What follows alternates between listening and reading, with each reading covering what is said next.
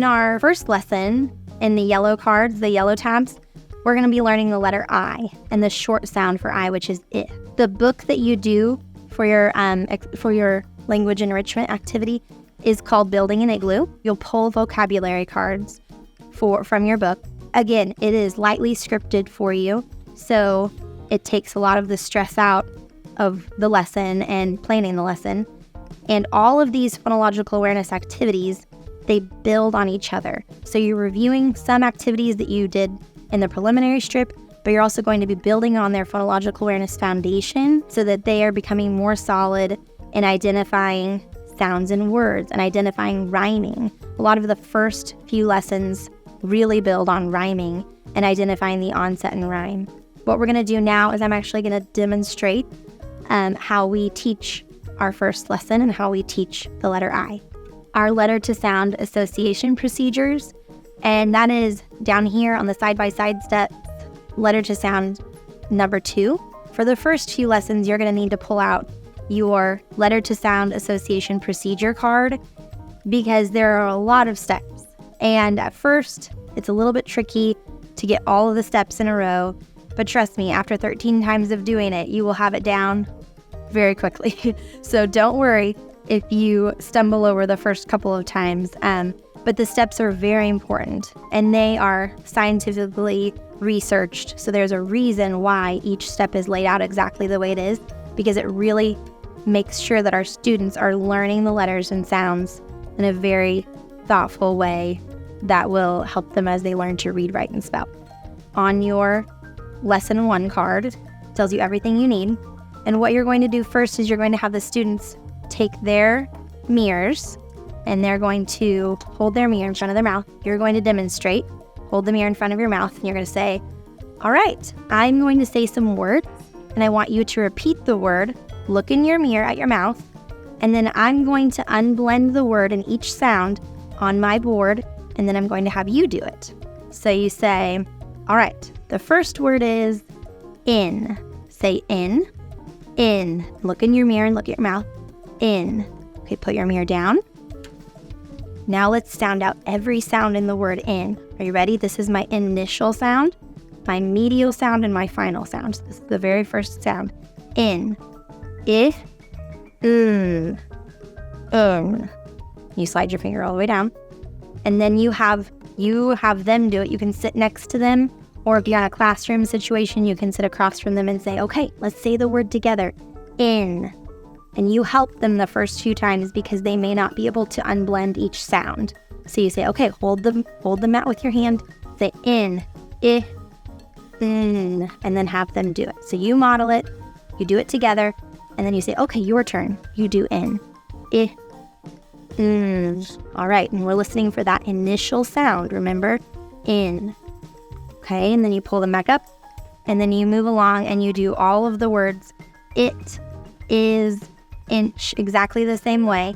And you can have, if you're just working with one student, you can have them do all of them. If you're working with multiple students, you can take turns. You can even come up with some more words that begin with that short I sound. It has to begin with a short I sound.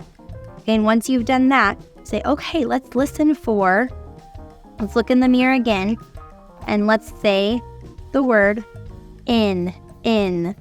You say, what sound did you hear at the beginning of all of those words? And you can guide them, look in your mirror and say, I, and you can point to that block again, I. Oh, I hear that sound, and they usually hear the sound too. And they look in your mirror, okay, I'll say the sound, and you repeat it, I. Good. Now let's figure out if our mouth is open or if it's blocked. Okay, we'll say I, and I usually have them hold up a V, see if their mouth is open. I. Is your mouth open? I. Yes, it is. Good job. It's not blocked by our teeth, our tongue, or our lips. Now, move your fingers down here onto your throat. This is where your vocal cords will vibrate. Let's see if your vocal cords move when you say I. Is it vibrating? Yes, it is. Good. Okay, so if they feel it move, then that means it's voiced. And if it's open, that means it's a vowel. And vowels are always open and voiced. That's why we hold up the symbol V. And now you're going to write the words on the board. And I'm going to name each letter as I write it, okay? the first word. Do you remember the first word? Sometimes they remember the first word and sometimes they don't. But I'm going to write in on the board. I, in. And what was the second word? The second word was it. I, T. What was the next word? Is. I, S. And then the last word was inch. Ready? Inch. I, N, C, H. Now, normally you would be standing so that they could see all of the words, or you'd put them visibly so they could see all the words. And then you say, okay, what letter? Do you know what letter is at the beginning of each of those words? And they'll give you a guess. Sometimes they won't know the letter, and that's completely fine because you have the letter in your mystery bag. And then you're going to let each student or your student take a turn, and they're going to feel inside the mystery bag. Say, oh my goodness, what does it feel like? Do you know it's one of our blue letters from our alphabet time. So they will typically know what letter it is because you've been doing alphabet time now for 13 lessons. So they'll say, I know what it is. And they'll pull it out and say, it's I. And if they still don't know what it is, that's okay. You hold up your say and read card and you say, okay, let's say the letter together. It's I. This is a capital I. This is a lowercase I. And they'll say, it's I, and they'll get so excited that this is their first letter. Then you say, okay, I have the say and sound card. And this is our sound that helps us remember the name of our letter and the sound that our letter makes. Igloo, I. So this card, you're not going to say the name of the letter. You're going to say the sound. This is always the sound that your letter makes. This is the card that we always say the name of the letter. So we say igloo, I.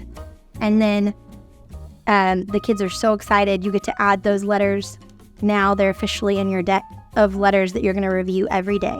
You review these letters every day at the beginning of this letter to sound association time. And then you are going to actually write the letter on the board. You are going to use this exact wording to teach them how to write the letter I in cursive. And you say, this is the lowercase letter I. This is the capital letter I. And you do not have to teach the capital letter or the print for time's sake, but it is nice that it's there so that if you need wording, if you would like to teach them, if you need to teach them the capital I, then you can. But we're going to be focusing on this first lesson just on the lowercase I.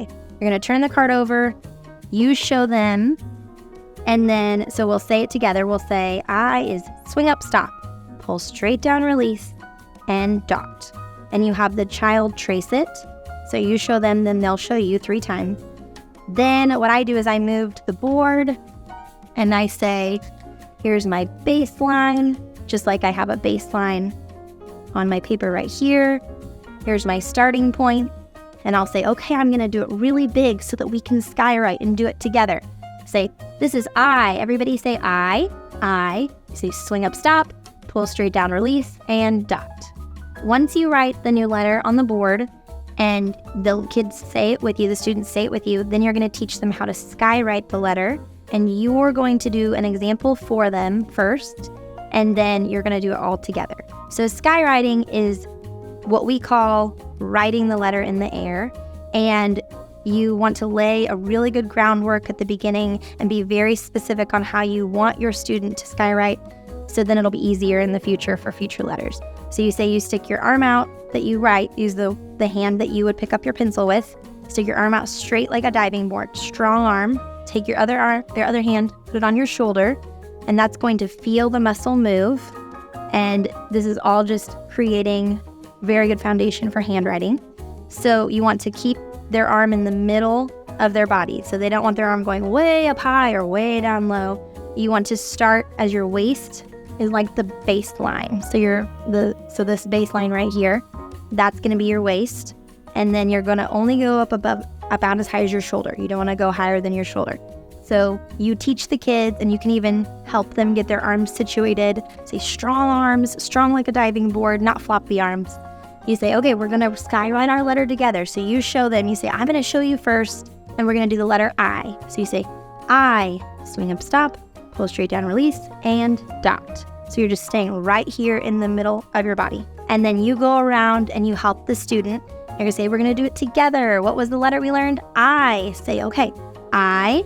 And you help the kids swing up, stop, pull straight down, release, and dot. And the whole time, I'm not looking at the board at the letter just for this demonstration, but you want the child and the student to be looking at the board at the letter, and you want them to be essentially tracing it in the air, is what skywriting is. So after you've done that 3 times, then you're done skywriting, and then you're going to hold up your cards again to finish the lesson. You're going to say, what letter did we learn today? I, that's right.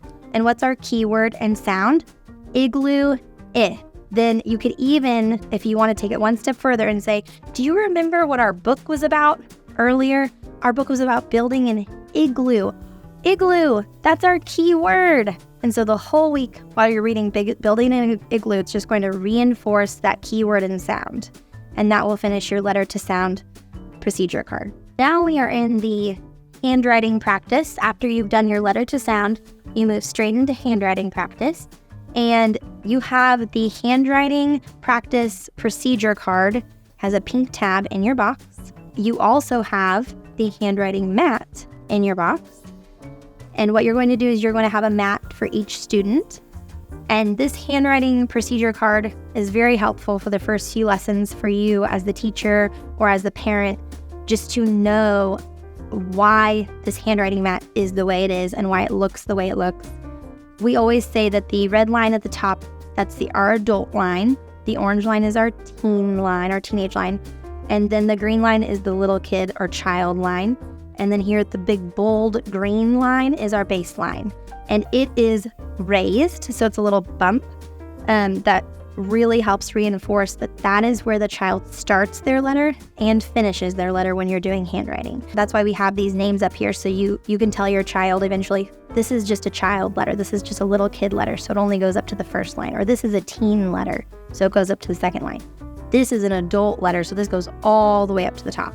That's why we have those names there. And students really like having those verbal cues so that they know how tall their letter is, where they're going to stop when they swing up stop. You're going to start with your handwriting mat.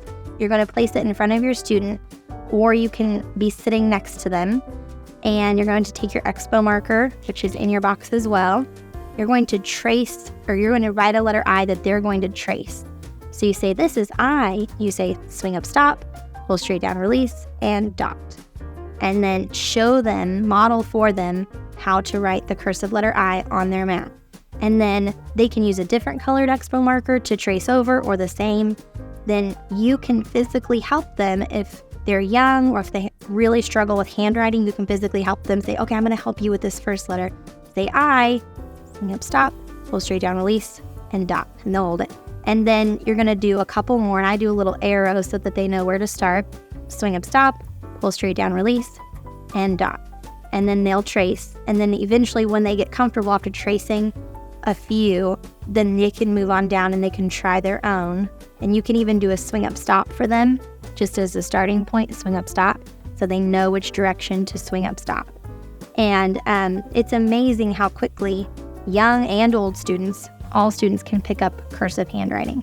It may seem intimidating at first, but it really does come pretty naturally for most people, and it really helps with the directionality.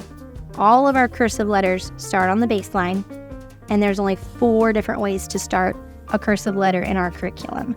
So as opposed to learning print handwriting, and there's over 10 to 20 ways to start a letter on all of these lines, in cursive, there are only, the way we teach it in our curriculum is there are only 4 ways. There's swing up stop, there's curve under over stop, there's swing way up loop left, and there's push up and over. There's only 4 different ways to start a cursive letter. It's pretty ingenious, and it works really well for our students.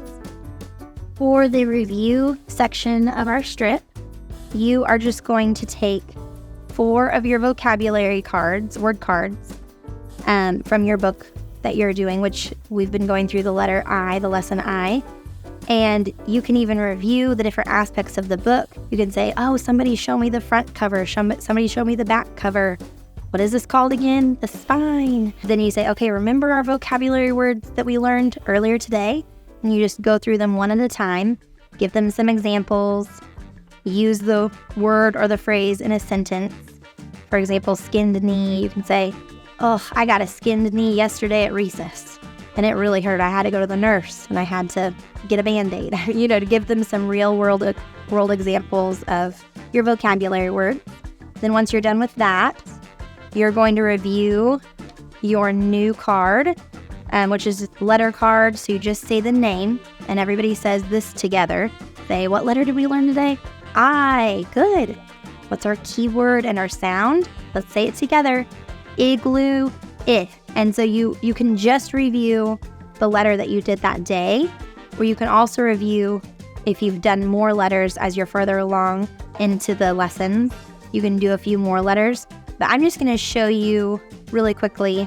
You learn I first, then you learn T, then you learn P, and then you learn N as you go through the lessons. I'm just going to show you real quickly how you would group all of these together. So when you're at the beginning of your letter to sound association, before you introduce the next letter, you're always going to review the cards for the letters that you've already learned. And this is exactly how you're going to do it. So the letter and the keyword and sound cards, they always stay together. You don't mix them up. So these two cards will always be together in the deck, and the letter card always comes first. I hold it up like this to my students or to my student, and I say, okay, tell me the letter name. They say I, and then they'll usually automatically say Igloo, I. Say perfect. Then you can go to your next student or to the same student if you only have one. Say, what's the letter? T. Table, T. Now with T, we're very picky. We don't say T, and we don't say D with D or B with B. You have to cut the sound. I say cut the sound. So table, T. You cut the sound. Good. And if they have a hard time remembering that and they say table, T, you say, oh, good, table, T, and you cut the sound. Say P, same thing with P. Say P. Pig. So you don't say pig, huh. You say pig. Say, oh, good, cut the sound. And they get the hang of it very quickly. And then N, nest, N. And so this is our last card. Now, I just showed you how to do the decks when you first introduce the letters. But once you've learned a few different letters and sounds, then I'm going to show you how you can shuffle a deck the correct way so that the students don't memorize the order of the letters, because if you always have I and then T and then P and then N, the students will memorize the order of the letters and you won't really be getting a true sense of how they're remembering the keyword and the sound and the name of the letter. So you would hold this up to your student and you say, okay, say the letter name. I. Good. Igloo, I. You lay the Igloo, I card directly on top of your I card, because these two always stay together. But then after they do this and you say, okay, what is the letter name? T. You can lay the T down just right underneath that other stack of these cards. Say, okay, say table, T. Good. And then say the letter name, P. And I'm laying this on top of my I, deck, pig, and lay this right next to the P, because P and pig are always going to stay together. Say the letter name, N. So you're going to lay the N card right on top of the T cards. Nest, N. So you lay that right on top of the N, because these two always stay together. So as long as your letter and your keyword and sound cards always stay together with the letter first, then you can shuffle them. And now my I cards, I'm going to put in the back of my deck. So next time, tomorrow, when you review your decks, T is going to be first. I is not going to be first. So it's shuffling the two cards together. So you're just making sure that you never have the same letter and keyword and sound first. So you're always starting with a different letter and a different keyword, just so that the student has a really good concept and understanding of the keyword and sound. And even if they make a mistake as you're going along, don't ever say, oh no, that's wrong. You can say, good try, I'll do it with you. T, table, T. And then they'll say, oh yeah, T, table, T. They'll remember right away. But sometimes they just have a hard time immediately coming up with that name and with the keyword and sound.